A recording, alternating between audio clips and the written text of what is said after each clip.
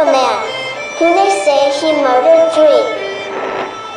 Strange things have happened there. No stranger would it be if we met at midnight in the hanging tree.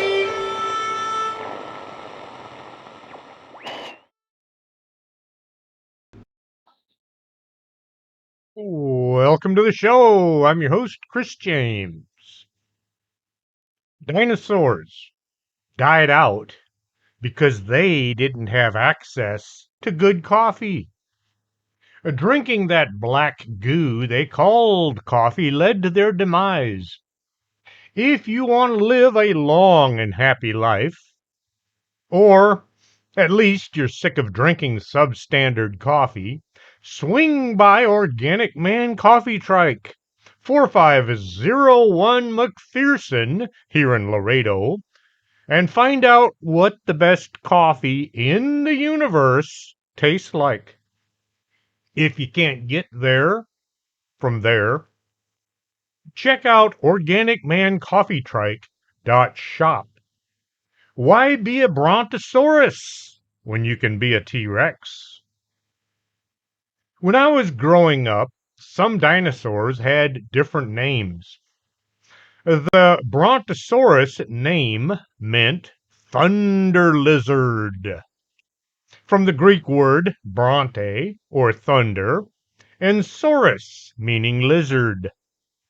The boys in the white lab coats got all excited one night after drinking some bad coffee, and they decided, let's call the brontosaurus by a new name, the Apatosaurus. The biggest animal ever to walk the earth were the long-necked, long-tailed dinosaurs known as sauropods, and most famous of these giants was the brontosaurus. Some guy in a lab somewhere wanted to make a name for himself and began writing letters decrying the thunder lizard in favor of the deceptive lizard. That's what Apatosaurus means. Now, some scientists want to start calling the biggest animal the Brontosaurus once again. All this renaming things is getting out of hand. Aunt Jemima was a real person who made really good pancakes. If you read 1984, you might understand what's going on. What we learn in school is sometimes, and unfortunately this is a lot of times, not correct. Most of what we learned about World War II is what one man, Henry Ford, wanted us to learn. He paid a bunch of cash to Congress to be granted the exclusive right to tell the world what had happened. Columbus wasn't even a footnote in history until the founding fathers wanted to eliminate King George's claim to the colonies. Most of Europe knew the world was round. In 1828, Washington Irving highly romanticized a story called The History of the Life and Voyages of Christopher Columbus, turning this little-known explorer into the guy who made America great the first time. That's why it's named after him. I was told all the dinosaurs died off because of that meteorite, Chicxulub, that hit the Yucatan Peninsula. Well, it's Yucatan, but it's spelled Yucatan. Or was it a comet? The boys in the white lab coats can't even agree on which kind of space thingy it was. I watched those movies back in school, showing dinosaurs all walking through a dried out landscape, slowly dying off one by one. Kind of depressing to see that kind of thing when you're a little kid. Tongues hanging out, eyes rolling up in their heads. Regardless of the impact type, all the huge lizards that weren't really lizards, but they were reptiles, died off, leaving room for mammals to grow. Something kind of fish like sat on the edge of the beach looking up at a palm tree, wondering how would a coconut taste. So it dashed up onto the shore, and the next thing we see in the film are a bunch of monkeys that eventually turn into cavemen sitting around a fire. Seeing as my dad had told me that God had created man and the fish into monkey into human story was a lie, I was somewhat confused in school. It's a bad idea to argue with your teachers, I found out. As for all of those dead dinosaurs, they turned into oil. Fossil fuel, they call it. John Rockefeller came up with the term fossil fuels to add to the idea that oil was in limited supply, and thus he could charge a lot of money, since one day it would run out. They've been telling us that oil is going to run out for about the last 100 years now. According to the fact checkers, this is not true. It's funny how, before the truth began to seep out, there weren't any fact checkers. We are to believe that huge meteorite comet thing killed off all the dinosaurs, yet birds and mammals survived. The crocodile and snakes managed to live because they were better adapted at living. There are some scientists who tell us that birds evolved into dinosaurs, or from dinosaurs, I should say. Now I kind of know that birds have those weird three-toed feet that kind of look like they have scales, but how do you get a woodpecker from a stegosaurus? Okay, I'm being a lot obtuse here, but some of their theories are kind of weird. The concept of evolution is anchored in the belief that God doesn't exist. This way, people can go around being total dicks without the Ten Commandments, saying, well, that's just made up.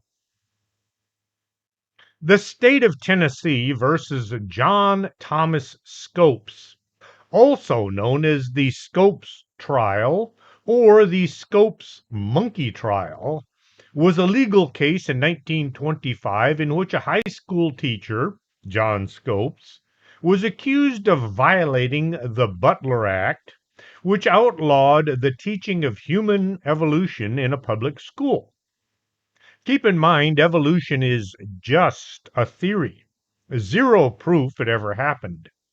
Folks with an agenda pushed the case forward. April 5th, 1925, George Rapalea, the local manager for the Cumberland Coal and Oil Company, arranged a meeting with the county superintendent of schools, Walter White, and local attorney Sue Hicks in Dayton, convincing them that the controversy of such a trial would give Dayton much needed publicity. Rapalaya said, as it is, the law is not enforced. If you win, it will be enforced. If I win, the law will be repealed.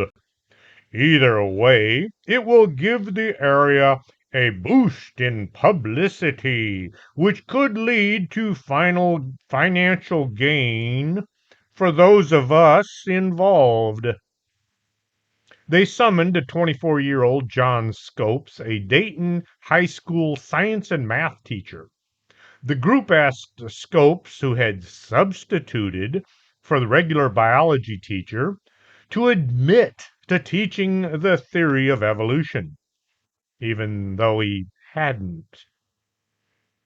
Scopes urged students to testify against him, coaching them in their testimony. The jury found Scopes guilty, The case went to the Supreme Court, where it was overturned due to a technicality. 1958, during the height of the Cold War, the National Defense Education Act was passed with the encouragement of many legislators who feared the United States education system was falling behind those Ruskies, the Soviet Union. The act yielded textbooks produced in cooperation with the American Institute of Biological Sciences, which stressed the importance of evolution as the unifying principle of biology. All that God talk was scaring them. Today, a lot of people think man evolved from apes because that's what science told us. Only some science, but who wants to get bogged down in details? Science says dinosaurs died off millions of years before that fish turned into a monkey, that turned into a man. People have found tracks of what look like a man and a dinosaur walking along the same trail. I wonder who was hunting who. The mud they both stepped in dried and was preserved over the years. A large number of fossilized human tracks have been found in various locations around the world. Some of these show the coexistence of men and dinosaurs at the same time. The Paluxy River Basin in Glen Rose, Texas, is the location of Dinosaur Valley State Park. Many dinosaur tracks have been found along the river, and a large number have been excavated to preserve them from erosion. There have also been human tracks found in this same rock layer. The Paluxy iconofossils, or trace fossils, were considered by creationists to be evidence men and dinosaurs coexisted.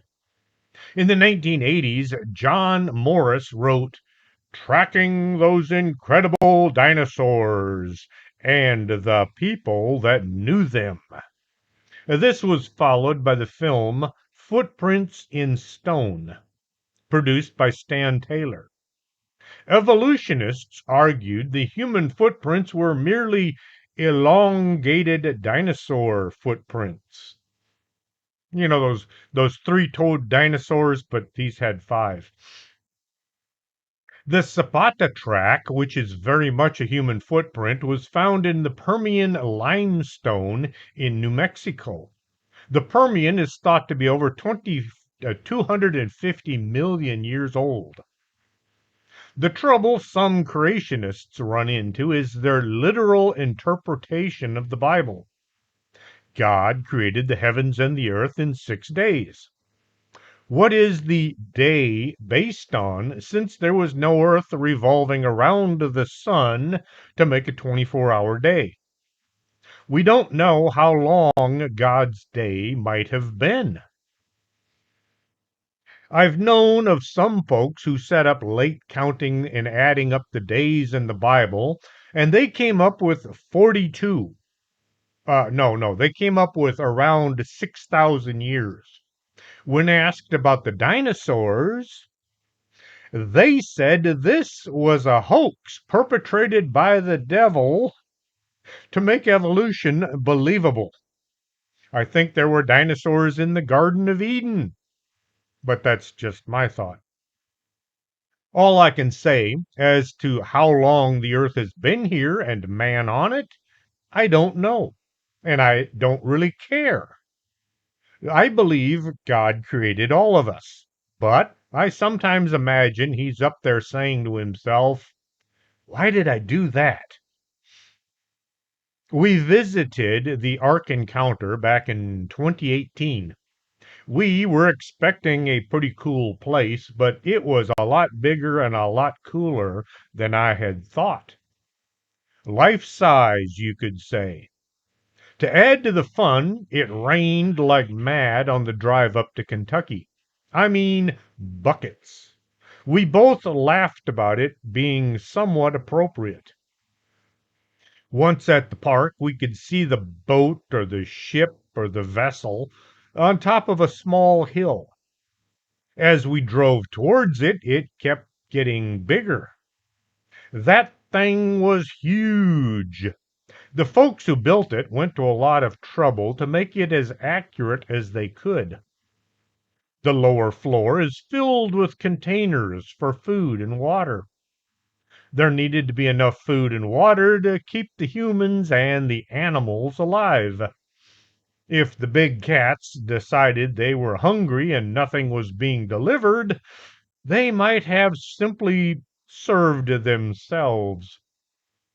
The bigger animals were down there as well, since building a huge ramp to get them up higher was difficult and kind of out of the question. The second and third floor held most of the smaller animals.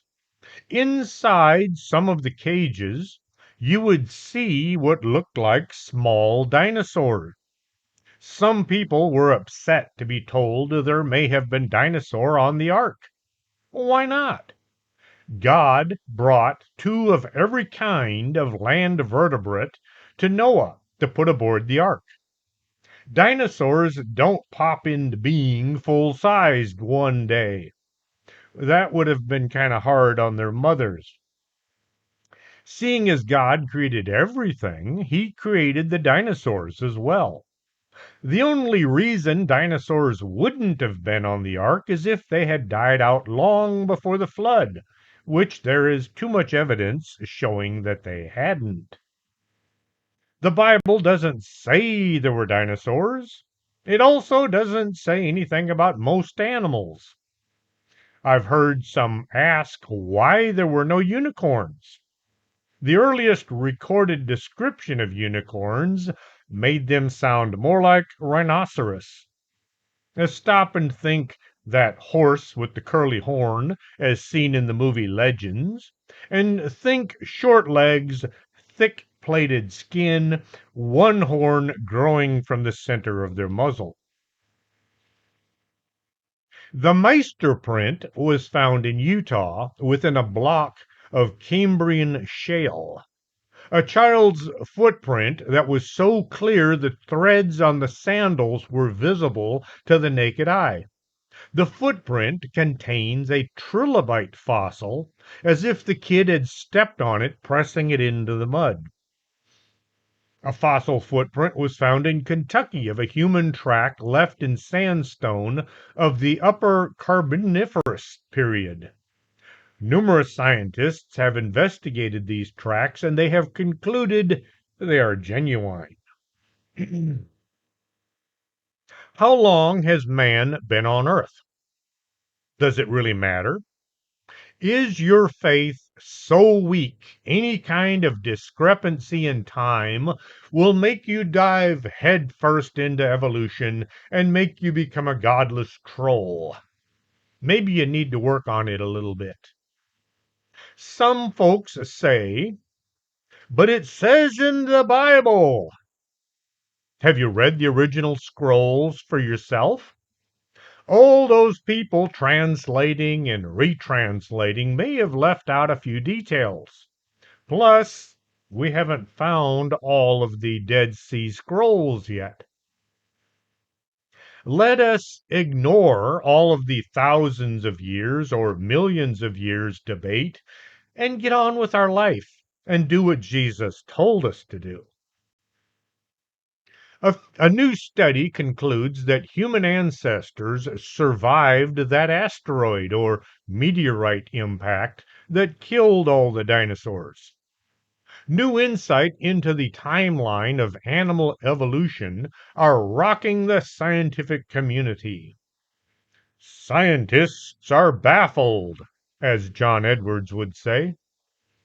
Some scientists are saying there were a few human ancestors living amongst the dinosaurs, but once the meteorite comet thing hit, humans became the dominant species. If scientists admit humans lived amongst the dinosaurs, then why can't there be paintings and pictographs and carvings showing dinosaurs and maybe humans together? In the 1960s, a local farmer, Basilio Uscoya, was selling rocks that he had found in caves and gorges near the city of Ica, Peru. These stones are composed of uh, uh, andesite and vary in size from pebbles to boulders. They were engraved with a variety of images, including carvings of humans, advanced medical procedures, advanced technological instruments such as telescopes and flying machines, animals, dinosaurs, and even humans riding on dinosaurs. Over the years, he had acquired thousands of these stones. Eventually, archaeological community heard of these stones and they began to investigate. The farmer was arrested and confined by the government of Peru for selling national treasures. And upon his release, he recanted his testimony and said he made those himself. This was probably under duress. He probably wanted to stay out of jail. If he made them himself, they couldn't arrest him because he was just selling his own artwork.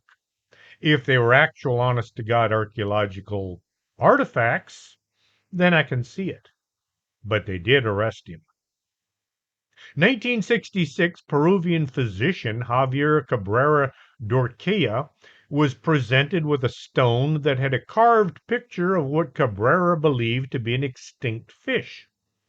Cabrera's father had begun a collection of similar stones in the 1930s, and based on his interest in Peruvian prehistory, Cabrera began collecting also.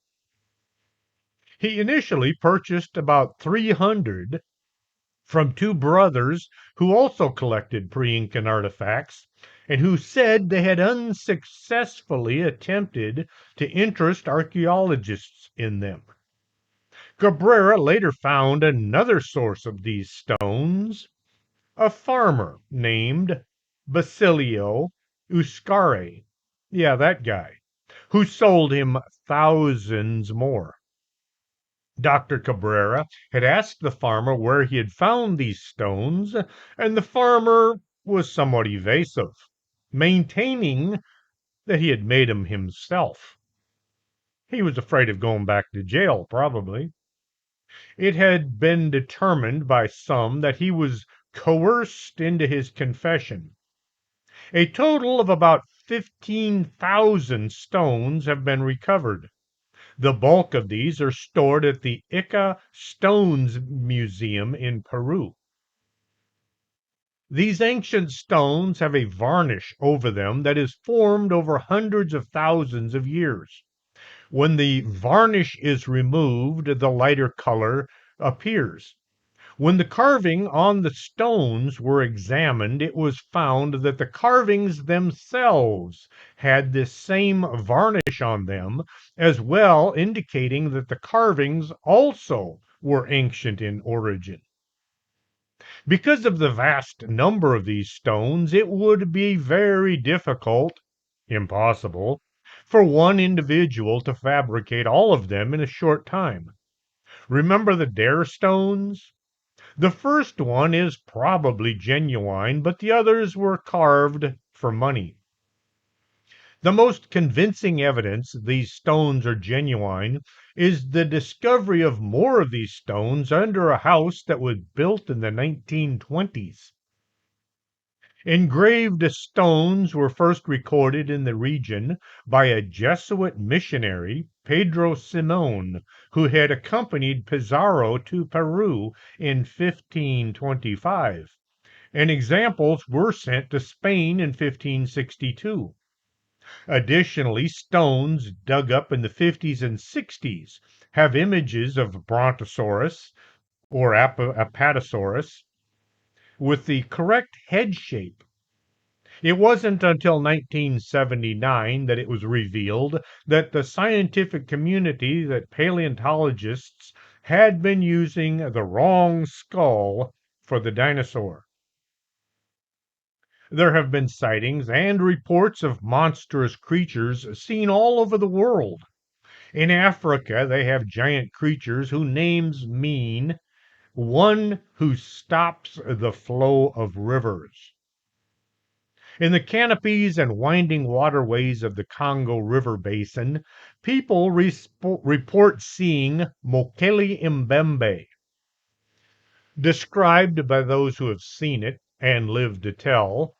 It bears a resemblance to a sauropod. The witnesses talk about the long, sinuous neck rising from the water with a small head. The body is a colossal, barrel shaped mass. It has a tail that is almost as long as the head and body combined. Many folks believed Mokele-mbembe is a living remnant of the past that simply refused to die off like all the other dinosaurs were said to have done. Mokele-mbembe is smart enough to avoid humans. Any sounds of people working or traveling near the river is said to drive the creature away. Since sound travels fastest in the water, the creature has an advantage when it comes to who knows who is nearby. If the creature isn't able to or decides not to flee, it can be a nasty thing to encounter. Mokele Mbembe has a short fuse and a nasty temper. Locals hold the creature in reverence, almost taking on the place of a god. A friend of mine, John Kirk, with the British Columbian Scientific Cryptozoology Club, traveled to the Congo to see if his team could find the creature back in November of 2012. The expedition didn't find the creature, but it was weary of humans and probably hid. The Emela Ntunka, Ntouka, Emela Ntunka, is reported as living in lakes in the Congo.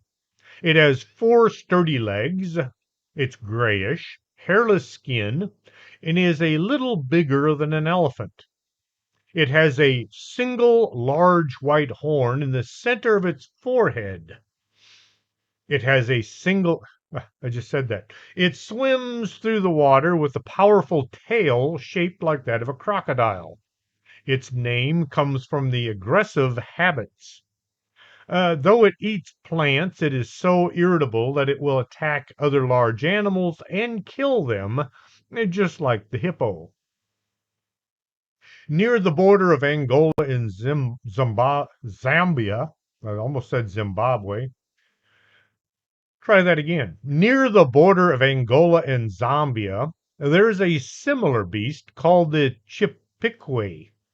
The Chipikwe is said to live in Lake Bangzwelu, Lake Mweru, Kafuo swamps, Delalo marshes, and the Lukulu River, as well as a number of other aquatic habitats. It is quite rare, an animal that even the natives seldom see, but it is supposed to be a real flesh and blood creature, not a supernatural being. It resembles a dinosaur and a rhinoceros and an elephant all at the same time. It prefers to remain in the water most of its life, thus qualifying as a lake monster. The Chipikwi has a single white horn or tusk made of ivory, and its skin is dark, usually described as elephant-like. The Chipikwi has also been described as a giant lizard, but this is clearly describing a different animal than the classic Chipikwi. The question of whether there is a giant lizard in Africa should be kept separate from the question of whether there's an aquatic dinosaur rhino beast with a single horn. The Muhuru is a cryptid reported from the jungles of Kenya. Missionary Cal Bombay and his wife made the first report of the creature. 1963, Mr. and Mrs. Bombay were driving in the Great Rift Valley when they noticed a large creature laying on its side. It was 7 to 9 feet long, with a row of triangular ridges on its back. Its face kind of resembled an alligator. The two were able to observe this creature for about 10 minutes. The creature is sometimes described as having a hammer or a club-like tail with spikes.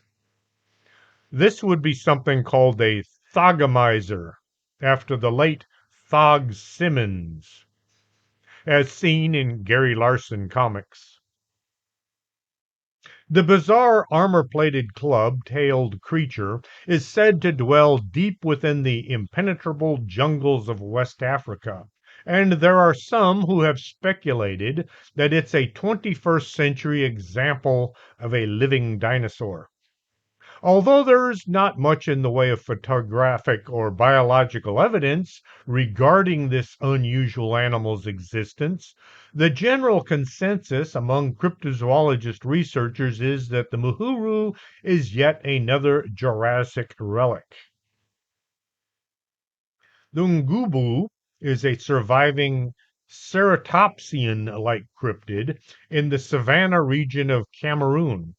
It is said to have 6 horns and fights elephants for their land, despite it having a smaller size. This creature is about the size of an ox. November 2000, William Gibbons did some preliminary research in Cameroon for a future Mokele Mbembe expedition. He was accompanied by David Wetzel. While visiting with a group of pygmies, they were informed about an animal called the ngumbu. Although ngumbu is also a local word for a rhinoceros, the pygmies assert this was not a rhinoceros. It has 6 horns and a frill just behind its head. The father of one of the senior members of the community said he had killed one of these creatures with a spear several years earlier. The locals had noted there was a decline in the population of these animals, making them harder to find. Gibbons identified the animal as being a Stryosaurus, but these are currently only known to have inhabited North America. It might be related to the Emella Ntaka, but this animal is single-horned. They don't use enough vowels in some of these African names. Africa has a lot of places for dinosaurs to have lived without running into folks who have a self-appointed authority to say that they exist. Just because people with letters behind their names haven't seen them, doesn't make them extinct. In April 2011, a woman was walking along West Davis Street in Hebronville, Texas. As she was coming to Rondado Road, this is as far as the street goes, as well as the edge of town, she spotted a dust cloud over the trees ahead. It was about 5:45 p.m. and the sun was nearing the horizon. She noticed the dust cloud was getting close to the side of the road. It didn't look like some cattle would have made. It must have been some really fast-moving animal. Still walking, she glanced at the dust a few times until something came into view. About 40 feet away was a 2.5 foot tall dinosaur. Not just any dinosaur, but a T-Rex. The creature kept running as it passed by on the opposite side of Rondado Road. It was running on 2 legs with its tail stretched out behind. The skin was a reddish-brown color. Standing there staring at something that shouldn't be there, the witness was at a loss to explain what she had seen. I worked in Hebronville many times during my time in the Border Patrol. I drove up and down Rondado Road a lot, especially after hearing about those dinosaur sightings. Several people I met while working had suggested I should find either the dinosaur or at least its tracks. The field across from Davis Street is open, with just small brush growing here and there. Ranchers in the area complain about cattle that go missing without any trace, and where or how they disappeared. Maybe they're on the menu for the local dinosaur. Another woman saw what sounded like the same creature running across the main street in town. It was illuminated by several cars' headlights as it went by. People were all staring at it, then at each other, as if to ask, "Did you see that thing too?" In December 2012, a person reported seeing a pair of dinosaurs in Falfurrias, about 18 miles east of Hebronville. The description is about the same. People have also seen dinosaurs running around in outside of McAllen and across the river in Mexico. In Falfurrias, Texas, a couple of kids saw a pair of dinosaurs running along the road that same year. These had big heads, they stood on two legs, had long tapering tails, and small front legs that kind of looked useless. The Burunjor, also known as the Burunosaur, is an Australian dinosaur cryptid that resembles the theropod we know as T. rex, but may be a descendant of the megaraptorids like the Astroloverentor, the Megaraptor, or simply the raptor. But it also could be a dinosaur that has so far not appeared in the fossil record. The Burunjor is described as being a giant lizard according to Aboriginal stories.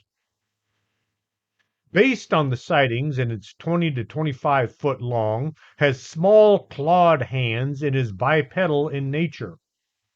Throughout the 1950s, Australian cattle ranchers reported a large creature leaving bipedal tracks, and it was eating their livestock. Also earlier, Aboriginal accounts suggest that this reptile animal possibly had feathers, whose diet consisted of kangaroo and other large animals. If it was not for the bipedal footprint findings, the Berenger could have been mistaken for a Megalanian.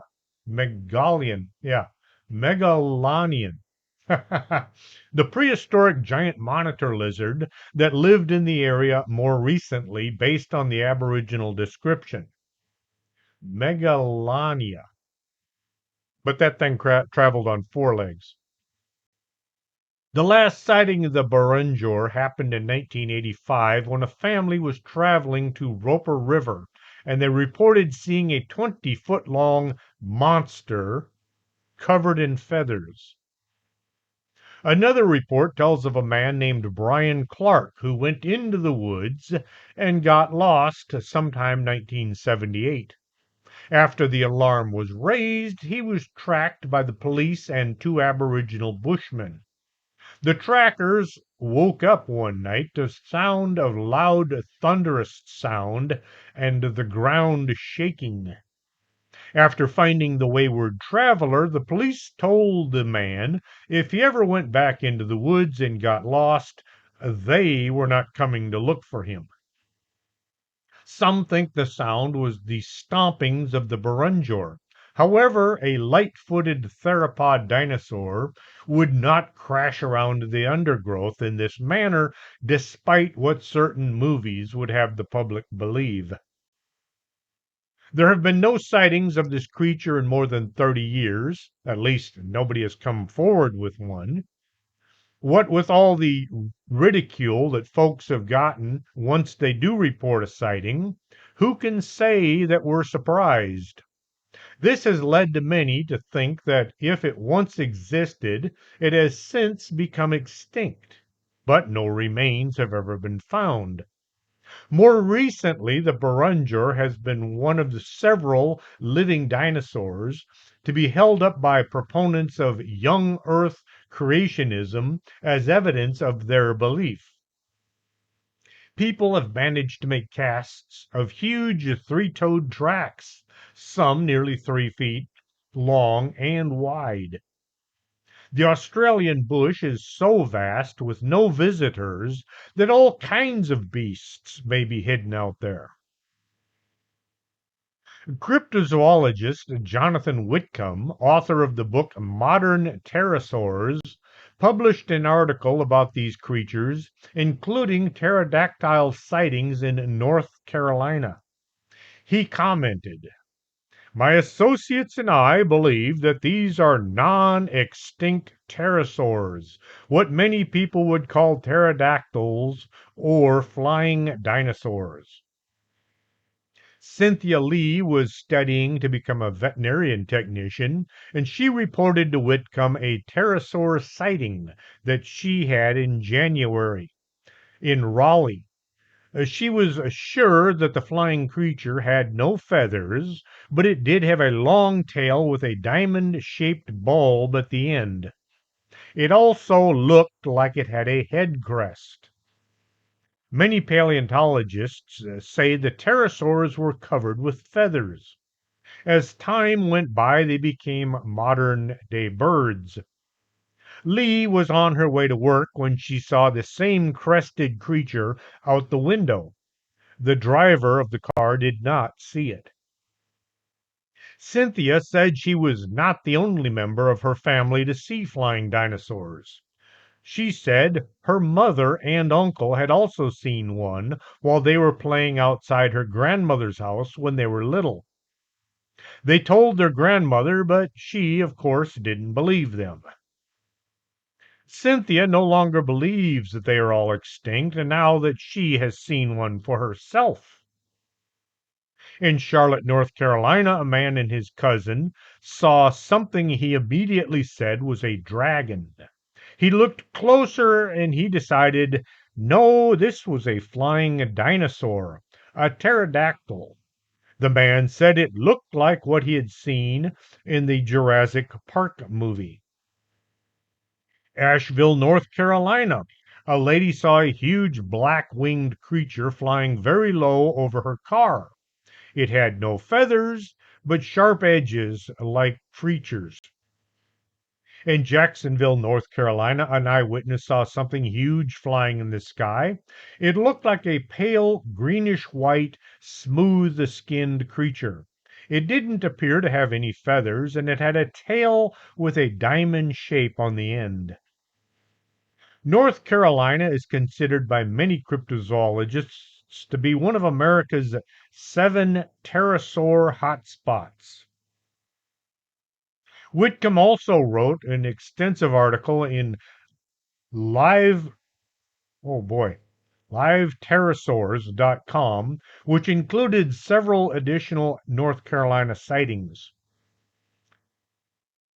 For $50, you can buy a drone that looks like a pterosaur. It looks a lot like one. The drone also makes enough noise if you listen, you can hear it flying. If you spot a flying dinosaur, look close to see if it has any rotors on it and listen for the buzzing sound. If you don't hear a buzzing sound, you just might be seeing a real dinosaur. Matt Cartmile, professor emeritus of evolutionary anthropology at Duke University, said it is not impossible for there to be living pterosaurs today. The Areca monster is said to be a large surviving member of the dromaeosaurids that inhabited the vast Atacama Desert in Chile. It has been described as looking like a cross between a dromaeosaur and a kangaroo. Various motorists driving the main road linking Iquique and Arica have reported a 6-foot tall, sharp-toothed bipedal dinosaur crossing the road in front of them or running alongside them.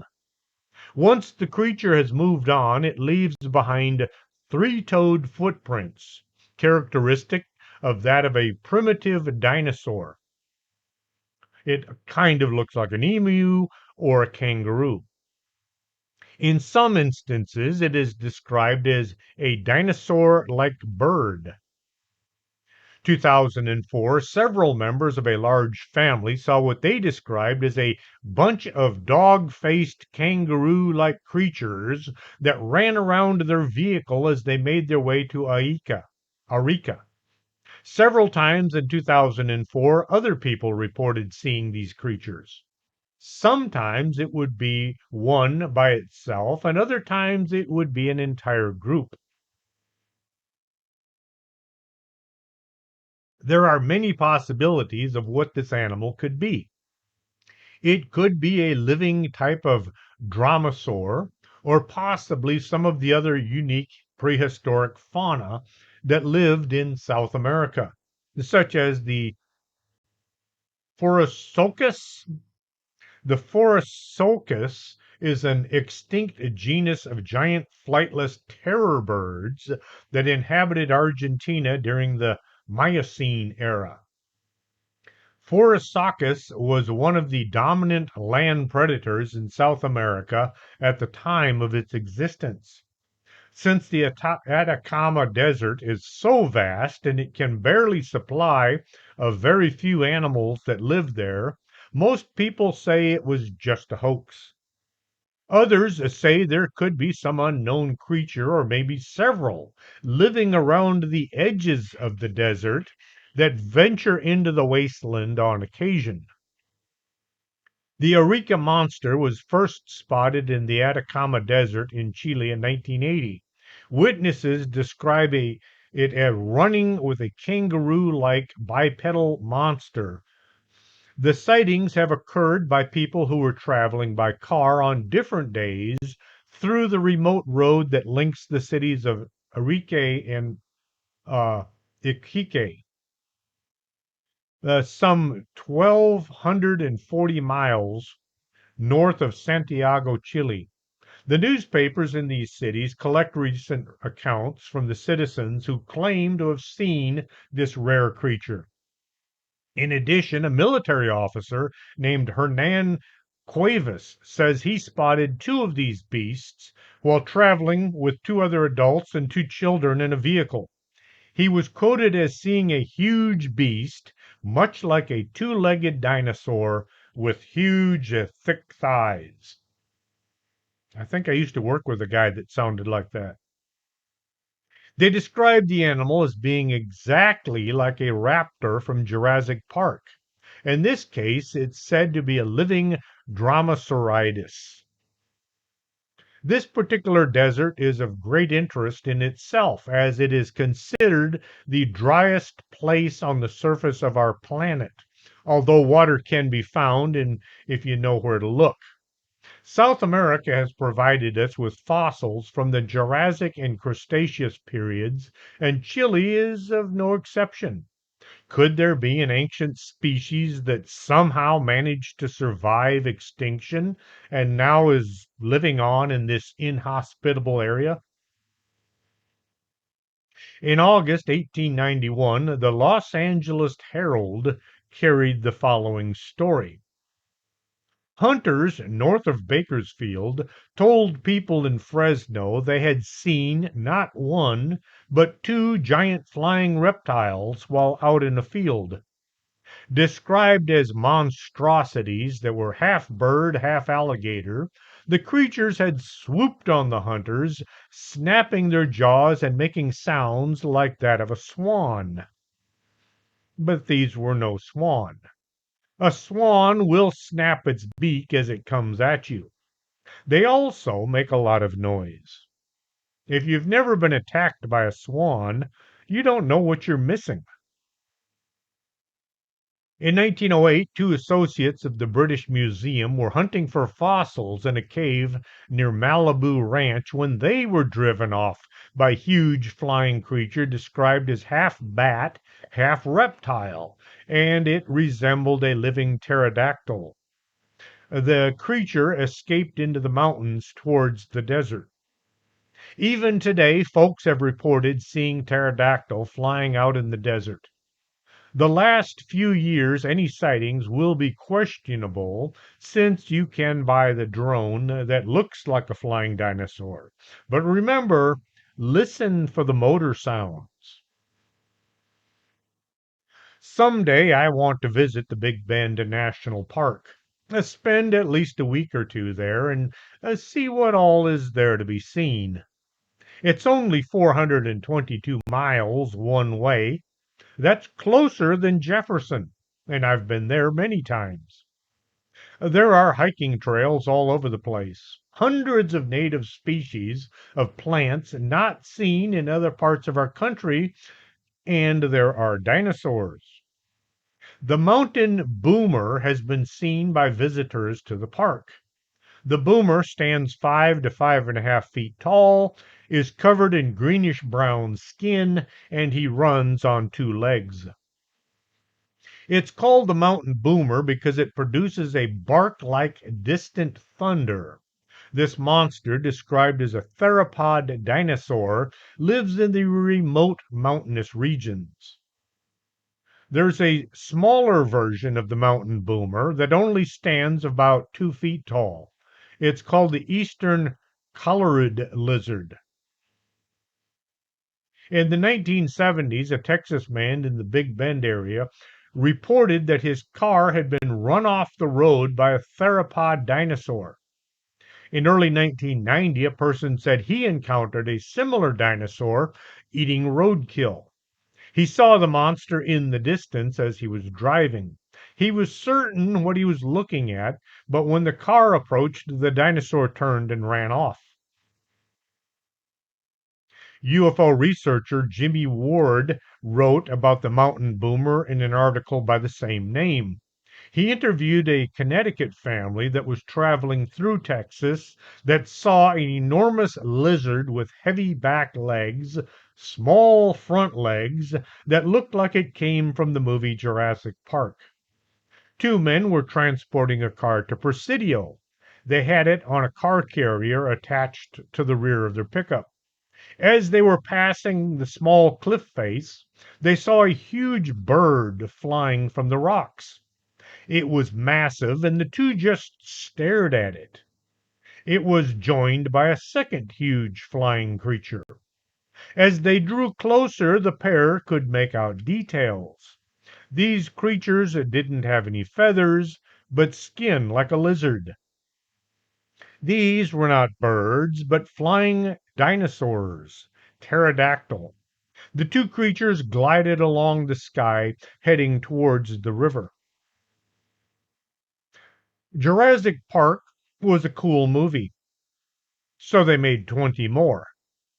Hollywood can't seem to come up with any new ideas, so they just keep churning out sequels and remakes until folks simply stop buying tickets. We saw Jurassic Park at the theater. When the lawyer, Donald Gennaro, played by Martin Ferrero, was eaten by the T Rex, the audience cheered. Okay, he wasn't that likable of a character. Naturally, some folks began to ask, when, if ever, were the boys in the white lab coats going to clone Dinosaur? The scientist guys say this can't be done because they don't have any DNA from dinosaurs to do the deed. I'm sure they would tell us if they did. The long dead woolly mammoth will be making its return from extinction sometime in 2027. That's only 2 years away. Colossal, the biotech company actively working to reincarnate the ancient beast, is headquartered in Dallas, Texas. The company says that they have labs, but I'm not too sure where they're located. I couldn't find any exact details. Just because they think they know what they're doing doesn't mean they do. What possible use is there for a 12-foot tall, 8-ton herd of sort of kind of elephants? Are they planning to keep them in zoos? If so, that is going to cost an arm and a leg just to feed them. Do they plan to release them into the wild, where unsuspecting campers might just get smashed as the herd walks through their camp?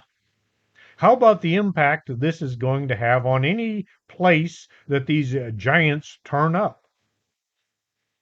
Colossal scientists have already created 3 dire wolf pups by using ancient DNA, cloning, and gene editing technology to alter the genes of a gray wolf.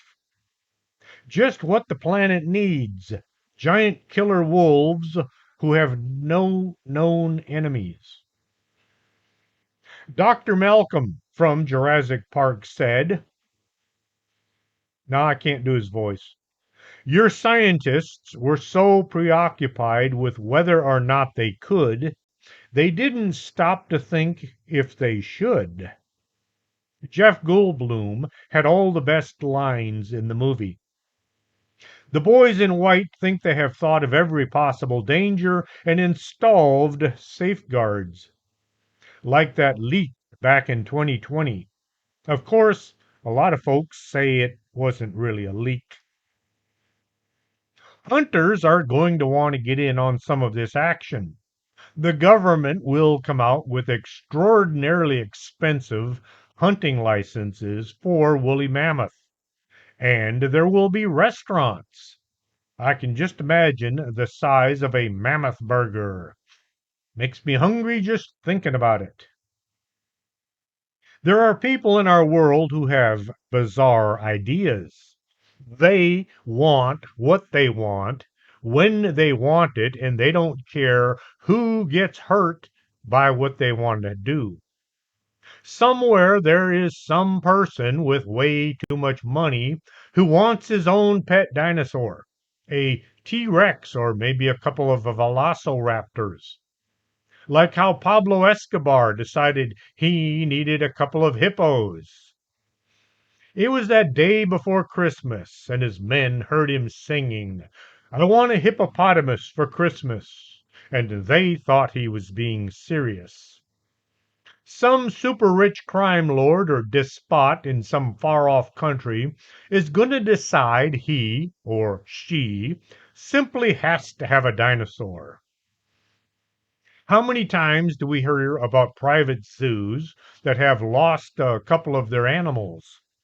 Or they discover that the cost far outpaces their income. So instead of selling off their illegal animals, they just turn them loose. Let nature handle this minor problem. Once a science has been developed, it cannot be undeveloped. You can't put the genie back in the lamp. Governments will pass legislation regulating dinosaur development, which will only affect the folks who obey the law. It's going to get exciting out there, folks. Hope you enjoyed tonight's show. If you did, spread it around. Tell other folks they need to be listening to me.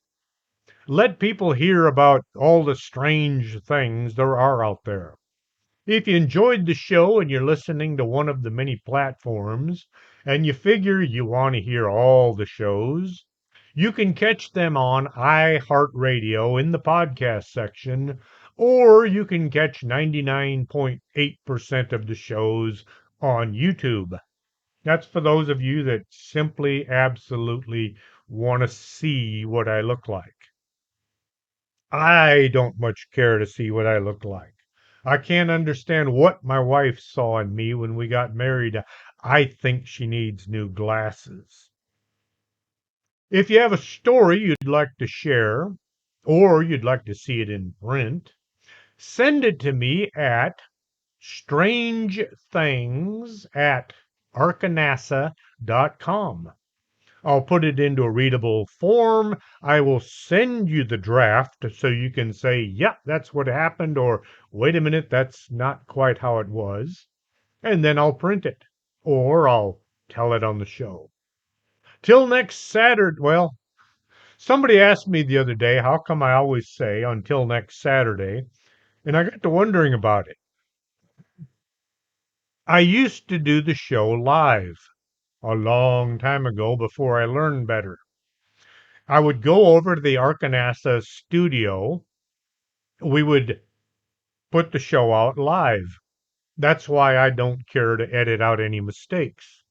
The show was on at 5 o'clock Saturday afternoon, every Saturday.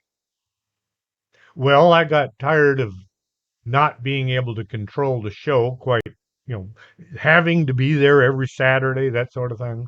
So I started to record the show and then send it to Arkanasa, and they would put it out 5 o'clock on a Saturday. Well, one thing led to another. The next thing you know, my show is being played on other platforms, but I'm still saying Saturdays. Let's just say until next time. This is Chris James for Strange Things.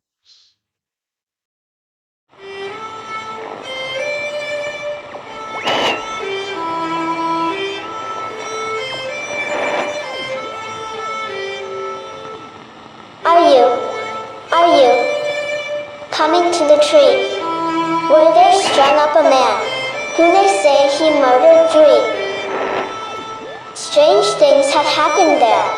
No stranger would it be if we met at midnight in the hanging tree.